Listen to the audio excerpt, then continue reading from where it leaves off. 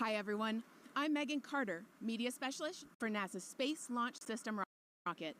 As teams at NASA's Kennedy Space Center in Florida are busy getting ready for the first crewed Artemis mission, work continues all over the United States to prepare for future missions as well.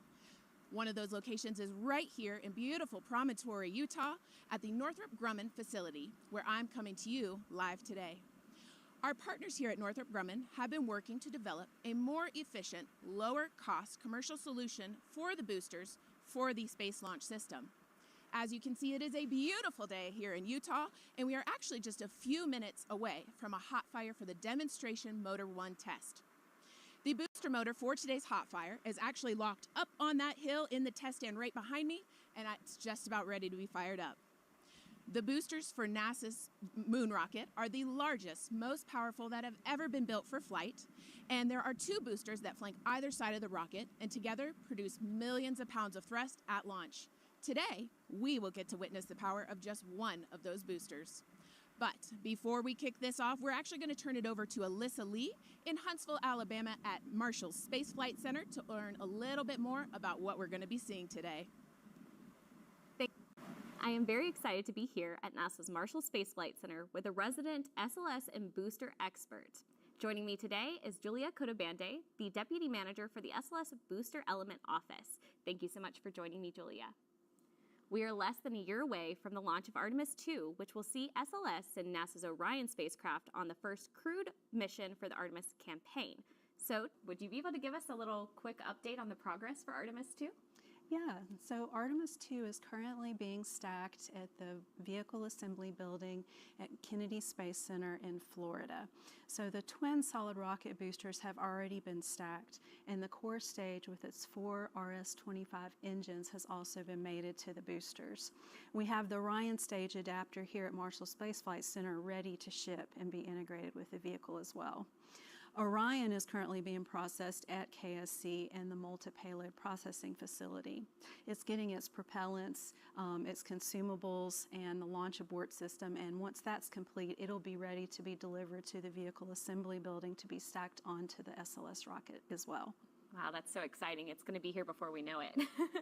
So as your role as a Deputy Manager for the Booster Office here, what does your job entail? And with that, what are you most looking forward to out of today's test? So yeah, as Deputy Booster Manager in the Booster Element Office, we are part of the SLS Program Office, and my responsibility is to advise and to assist the Booster Manager in things like programmatic and fiscal and technical planning, procurements, contract actions, DD&T&E, design development, test and evaluation, as well as production and operations of the booster. And this is going to include all of the support equipment as well as the facilities that are needed. What I'm most looking forward to today kind of goes a little bit back into history. When we started the SLS program, in order to save cost and schedule, we implemented the shuttle's proven heritage hardware into our design. But this is being depleted as the Artemis program progresses, and it's just not practical to restart the manufacturing from that 1970s era. So for the last several years, we've been developing what we call the Booster Obsolescence and Life Extension, or BOLE. And so the BOLE is actually implementing new manufacturing processes and new materials from domestic sources. And so this test today is going to be the first full duration, full-scale test of the BOLE motor, which we're calling DM1 or Demonstration Motor 1. So how does that tie into the goals and objectives of the test today? So our goals today are to take a look at the performance of the BOLE motor.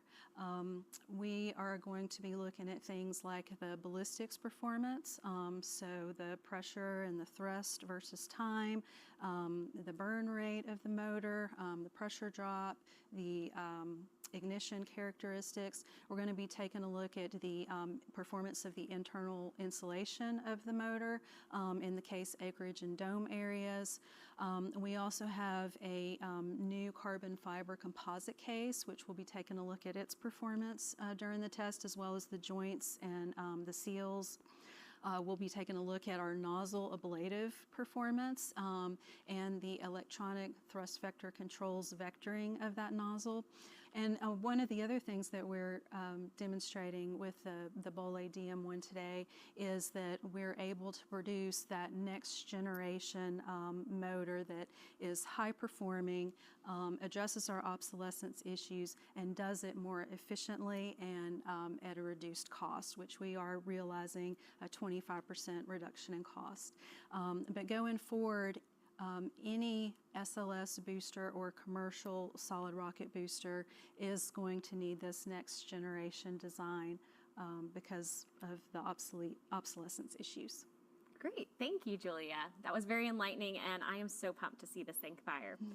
Speaking of, I think it's time we check back with Megan in Utah to see if we are getting close to this big event. Thanks, Alyssa. We are now less than 5 minutes away from the hot fire. We're going to take a quick break, and I'm going to get into position to watch.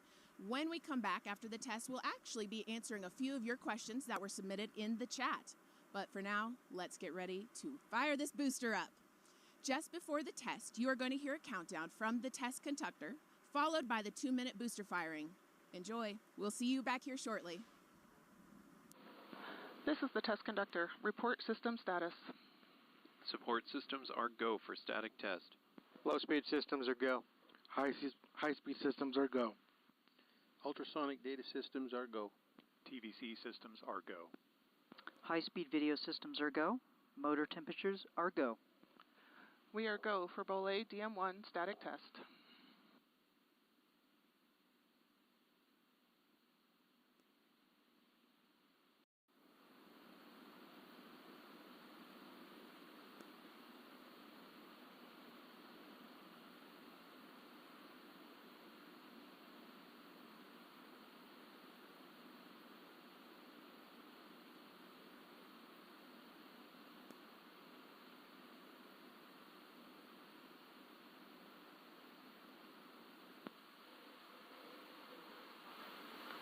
T-minus 3 minutes. Low-speed data operators begin recording. High-speed data operators at T-minus 70 seconds begin recording and report at that time. Roger. All low-speed data systems are recording. Roger.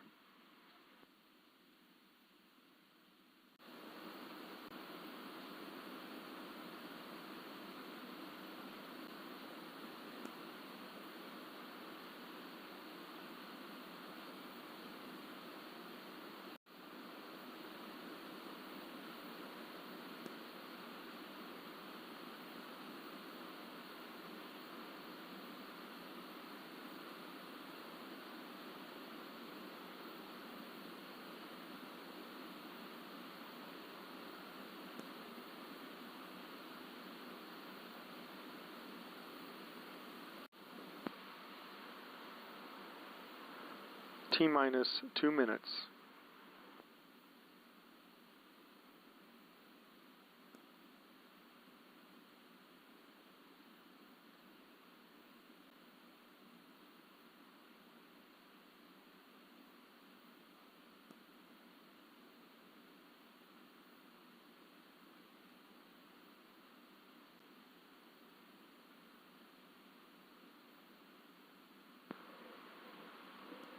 T-minus 90 seconds.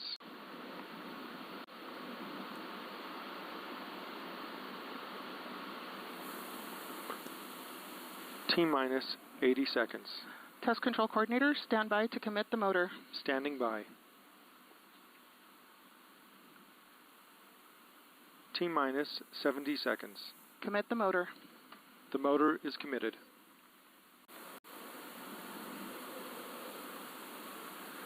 T-minus 60 seconds. All high-speed systems are recording. Roger. Ultrasonic data system is recording. Roger. T-minus 50 seconds. TVC is go for static test. Roger.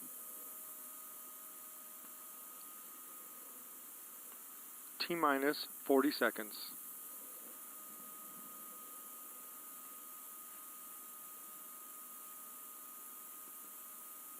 T-minus 30 seconds.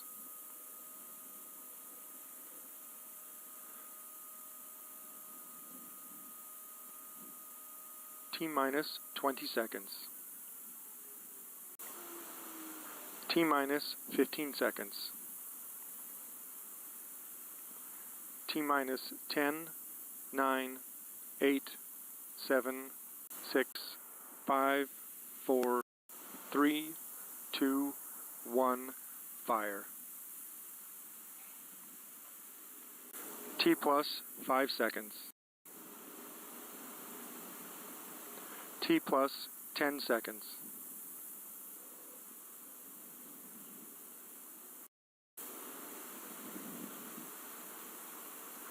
T plus 20 seconds.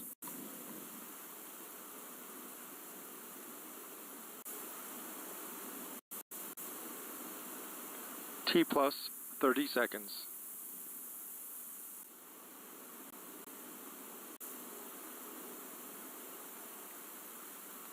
T plus 40 seconds.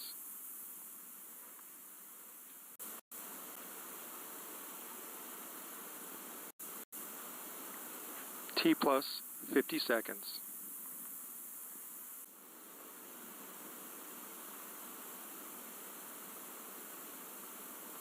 T plus 60 seconds.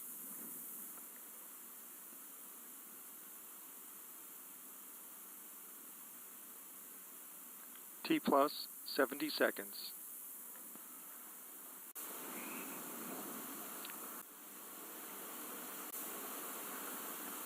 T plus 80 seconds. Central Support System Operator, enable the deluge, CO2, and quench tool controls. Enabled. T plus 90 seconds. Open the accumulator enable valve. Accumulator is enabled. T plus 100 seconds. Activate aft deluge. Activated. Whoa. T plus 110 seconds. Activate forward deluge. Activated. T plus 120 seconds.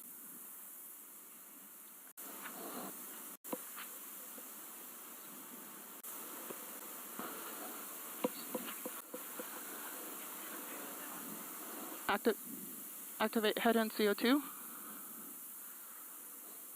Activated. Activate quench tool forward command forward. Activate aft CO2. Activated.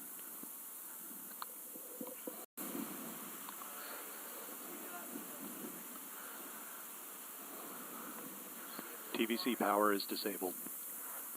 Roger. T plus 160 seconds.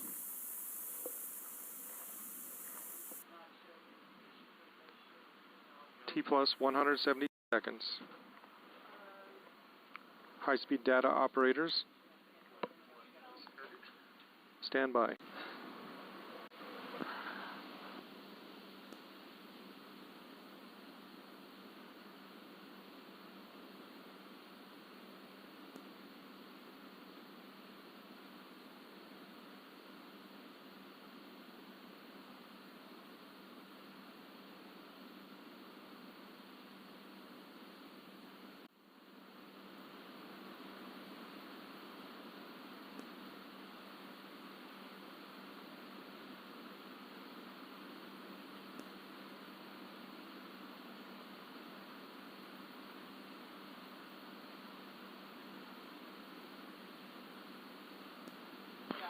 High-speed data operators, stop recording.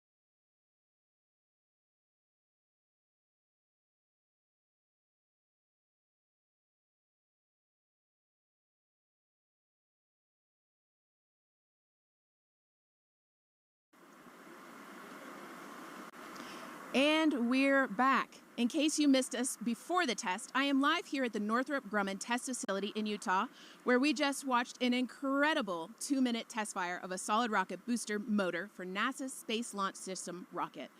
I have to say, it took me a minute. I had to recover. That was incredibly cool. So, here with me now to talk about the test and answer a few of your questions is NASA's Dave Reynolds, Program Manager of Booster Subsystems for the Space Launch System, and Northrop Grumman's Doug Hurley, Senior Director of Strategy and Business Development.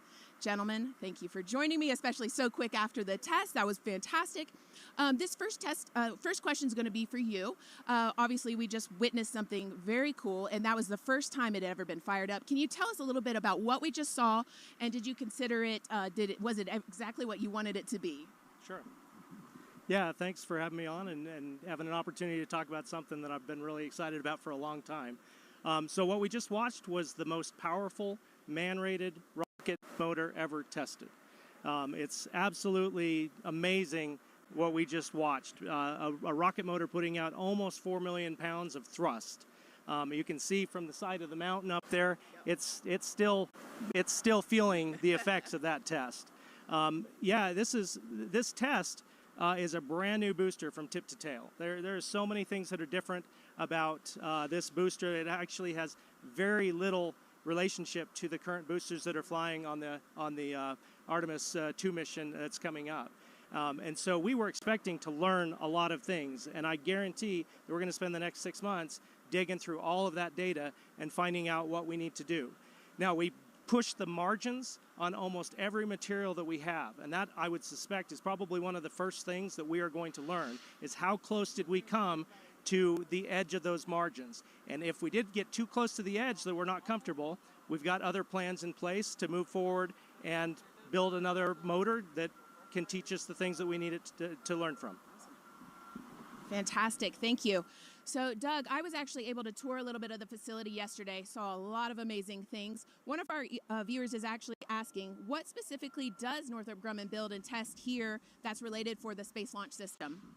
Well, we've built solid rocket boosters here for even the shuttle since like the late 70s.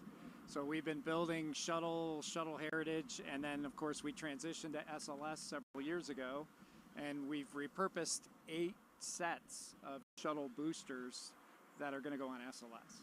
So it's an incredible facility, 20,000 acres. So we do a lot of solid rocket motor designing, testing, manufacturing out here, much more than just SLS.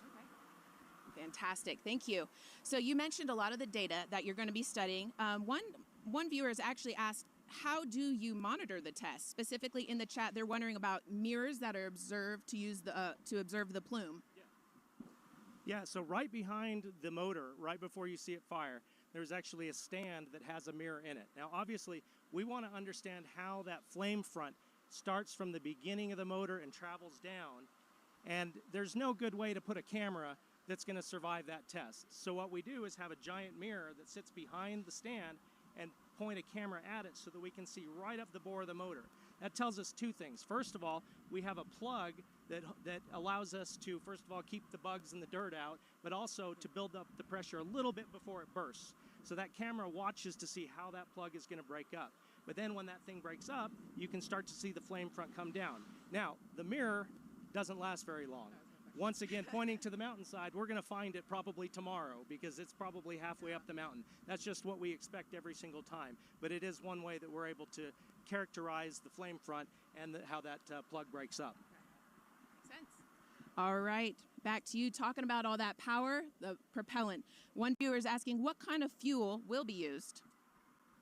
So solid rocket motors are typically very similar. We use this ammonium perchlorate, which is a major constituent.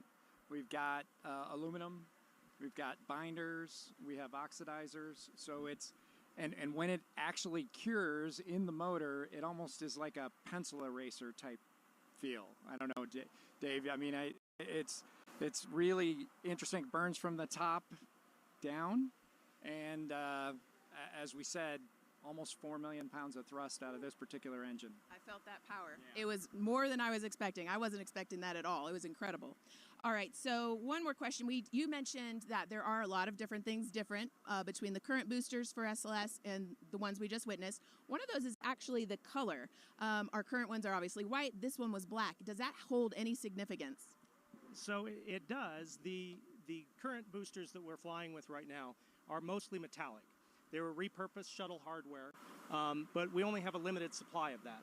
And so what we have learned over decades of building solid rocket motors is that a more efficient and faster and cheaper way to build rocket motors is through composite materials.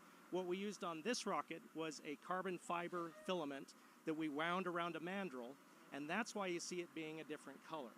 It's a dark color, but eventually we would probably end up painting it white because we want to control the temperature a little bit more, and white paint reflects the heat a little bit better. But on this one, we wanted to see exactly how the case behaved, and when you paint it, you cover up a little bit.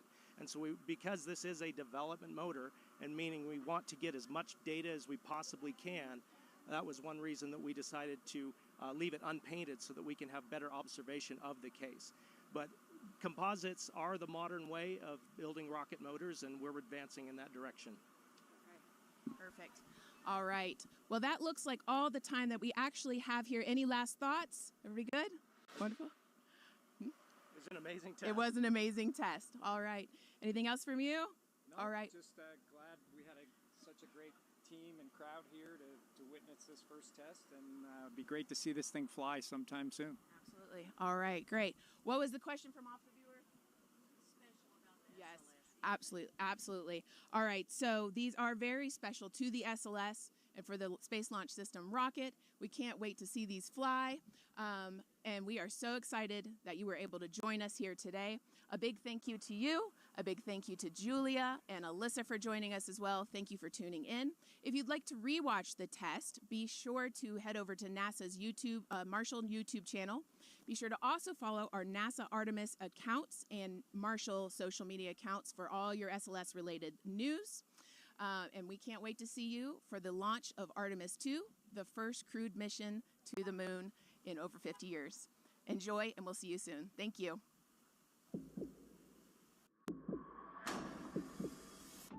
7, 6, 5, 4-stage engine start.